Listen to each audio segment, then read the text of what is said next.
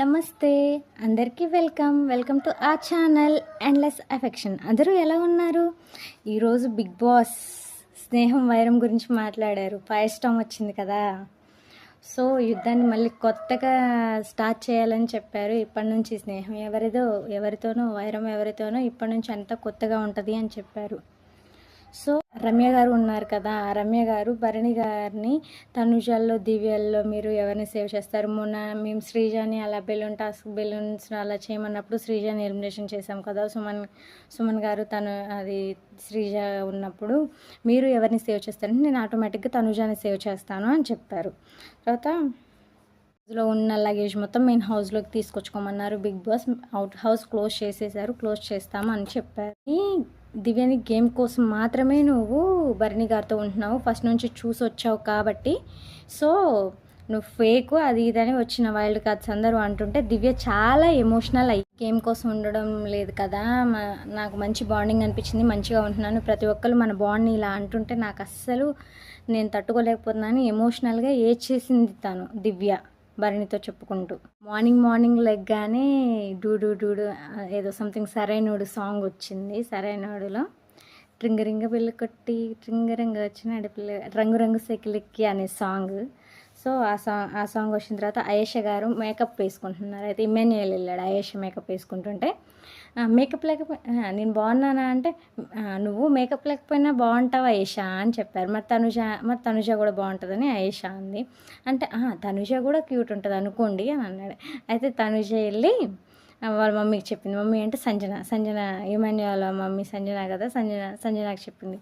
తను ఏమంటున్నాడు, తనుజ కూడా బాగుంటుంది అంటే లైట్గా అలా బాగుంటుంది అని అంటున్నాడు అని చెప్పింది. అయితే ఇప్పటి నుంచి ఒకటే కోడలు అనుకుంటున్నావు, నాకు ఇద్దరు కోడలు, ఇప్పటివరకు నువ్వే అందంగా ఉన్నావని చూస్తున్నావు కదా, ఇప్పుడు నాకు ఇంకొక కోడలు కూడా వచ్చిందని సంజన జోక్ చేసింది.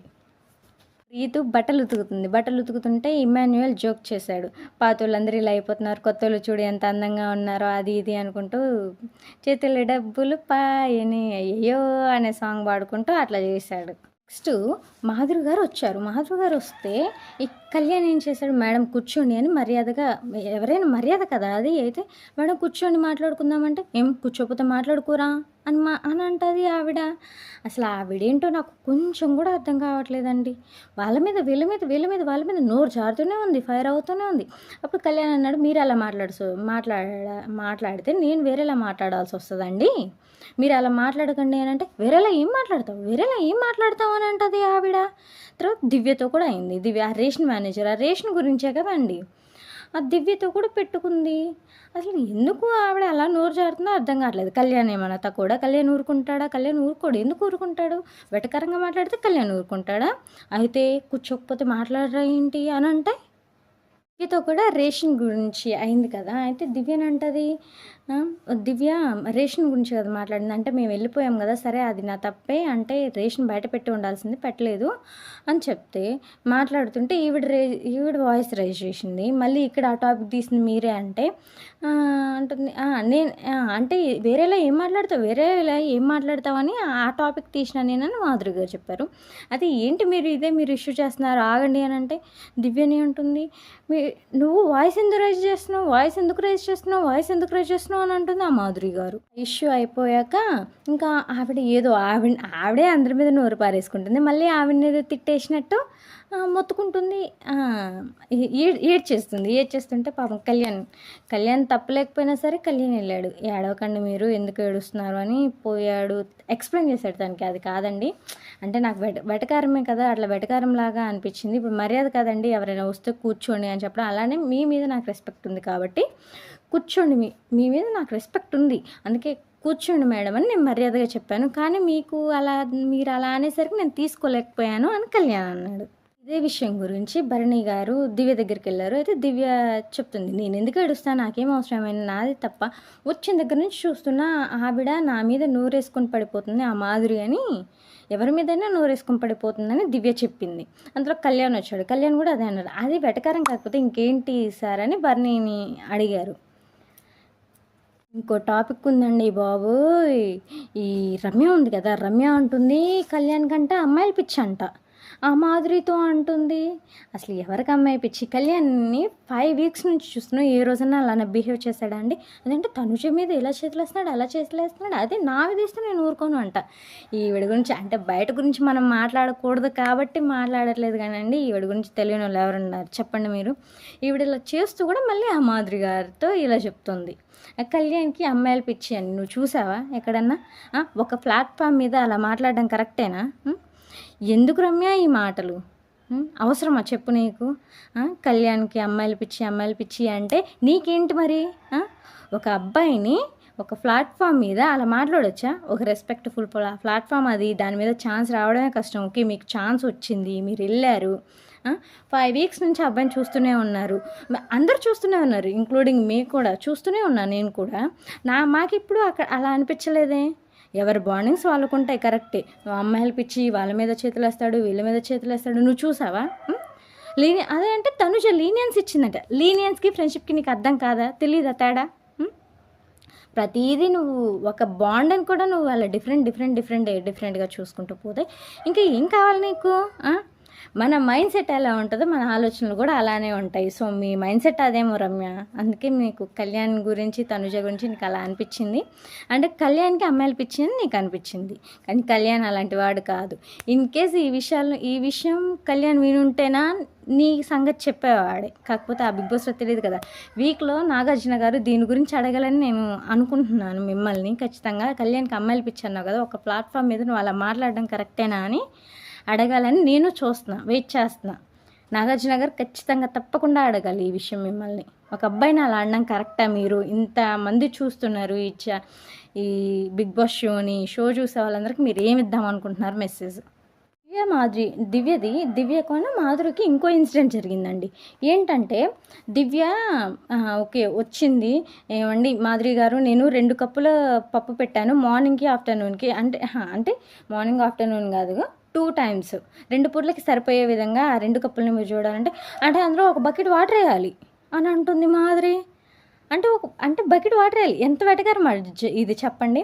మీరు 2 కప్పులు ఉందండి, కొంచెం అడ్జస్ట్ చేయండి 2 పూటలకి అంటే, అయితే అందులో 2 బకెట్లు వాటర్ వేసేయాలి అని అంటుంది ఆవిడ. అసలు ఏందది నాకు అర్థం కాలేదు. అంత వెటకారమా మరి? అంటే అందరు చూసే వాళ్ళందరూ పిచ్చోళ్ళ? ఫస్ట్ నుంచి వాళ్ళు వచ్చిన వాళ్ళందరూ పిచ్చోళ్ళ? వాళ్ళు 5 వీక్స్ నుంచి ఉంటున్నారు. ప్రతి ఒక్కరిని మీరు వచ్చేసి వెటకారపు మాటలు అంటే మీరు వైల్డ్ కార్డ్స్ తక్కువ అని కాదు. మీరు అలా వెటకారపు మాటలు మాట్లాడాల్సిన అవసరం ఏముంది మీకు? అవసరమా అంతా? అయితే దివ్య కూడా కరెక్ట్గా చెప్పింది అండి. దివ్య ఊరుకుంటుందా? దివ్య ఊరుకోదు. దివ్య కూడా కరెక్ట్గానే చెప్పింది. తినే వాళ్ళకి లేకపోతే ప్రాబ్లం నాకేంటండి? వాళ్ళు బకెట్ వాటర్ వేస్తే తింటామంటే మీరు వేసేయండి అని చెప్పేసింది. వేసేయండి అని చెప్పింది. అంతే కదా మరి. మీరు అంత వెటకారం మాట్లాడితే యువతలు ఎందుకు ఊరుకుంటారు? వీళ్ళు ఏమైనా తక్కువ ఏంటి? తక్కువ మీకంటే కాదు కదా. సో బకెట్ వాటర్ వాళ్ళు తింటా అంటే వేసేయండి అని చెప్పేసింది మొహానే.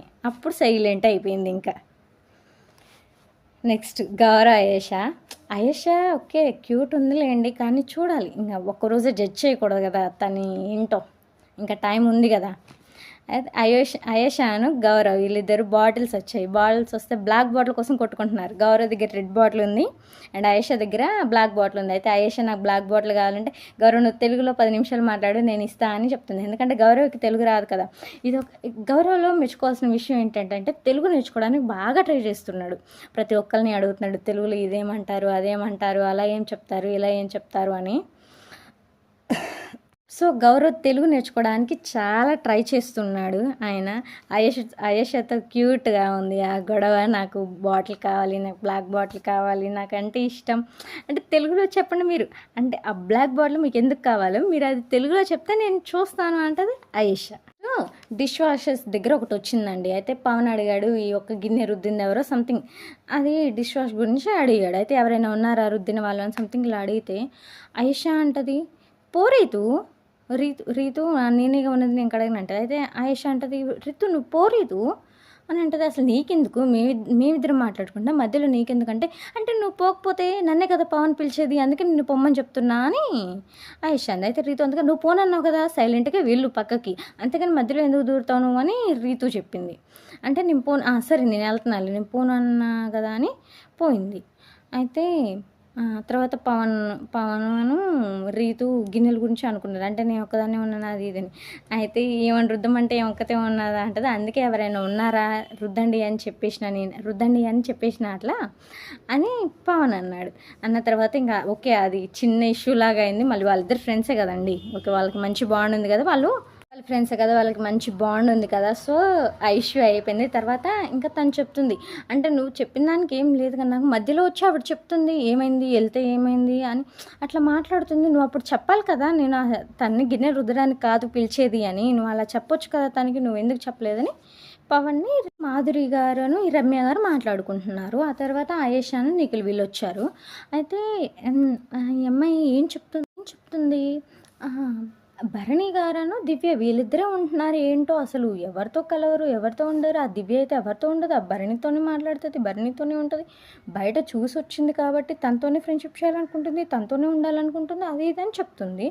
అసలు ఈవిడ క్యారెక్టర్ ఏంటో నాకు అర్థం కావట్లేదు. ఫస్ట్ ఏమంటుంది భరణి గారి పోయి తనుజ దివ్య ఇలా అన్న అనే బాండింగ్స్ వల్ల మీ గేమ్ పాడవుతుంది భరణి గారు, మీరు అట్లా ఉండొద్దు ఇట్లా ఉండొద్దు, అంటే మీ గేమ్ మీరు ఆలోచించండి అది ఇది అని ఆయేషా రమ్య వీళ్ళ అటు చెప్తారు.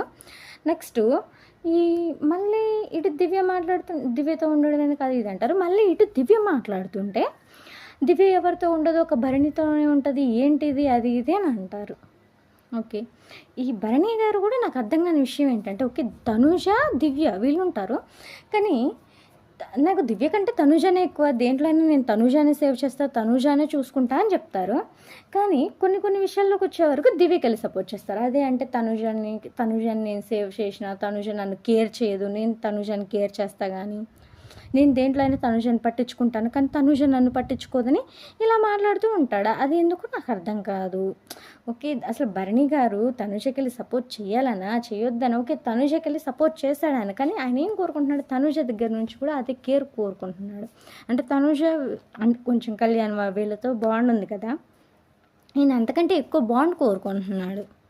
ఫైనల్గా ఏంటంటే మాధురి గారు చాలా వరకు మాటలు జారుతున్నారు, ప్రతి ఒక్కరిని ఏదో ఒకటి అంటున్నారు, ఒకటిని హ్యూమిలేట్ చేసే విధంగా మాట్లాడుతున్నారు ఒక్కొక్కరిని.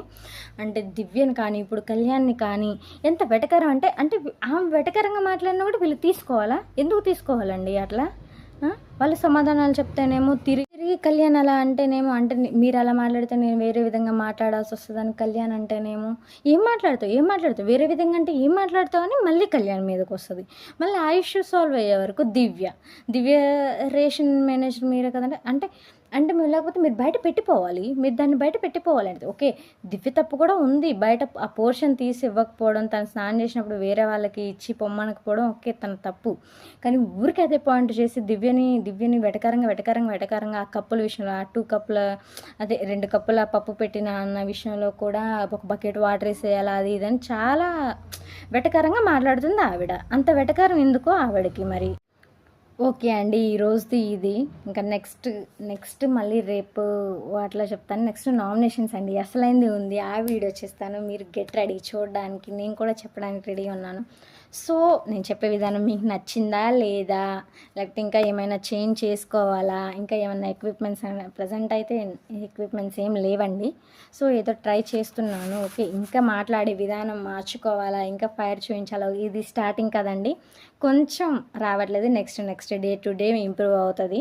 ఓకే థ్యాంక్ యూ మీరు నా ఛానల్ని చూస్తున్నందుకు, సబ్స్క్రైబ్ చేసుకున్నందుకు. ఇంకా ఎవరైనా సబ్స్క్రైబ్ చేసుకునే వాళ్ళు ఉంటే ప్లీజ్ సబ్స్క్రైబ్ చేసుకోండి, చూడండి, వీడియో కంప్లీట్గా చూడండి. సో మీరు వీడియో కంప్లీట్గా చూస్తే నా వ్యూస్కి అండ్ వాచ్ అవర్స్కి బాగా హెల్ప్ అవుతుంది. సో మీ సపోర్ట్ నాకు కావాలి, సపోర్ట్ చేస్తున్నారు, ఇంకా సపోర్ట్ కావాలి, ప్లీజ్ సపోర్ట్ చేయండి.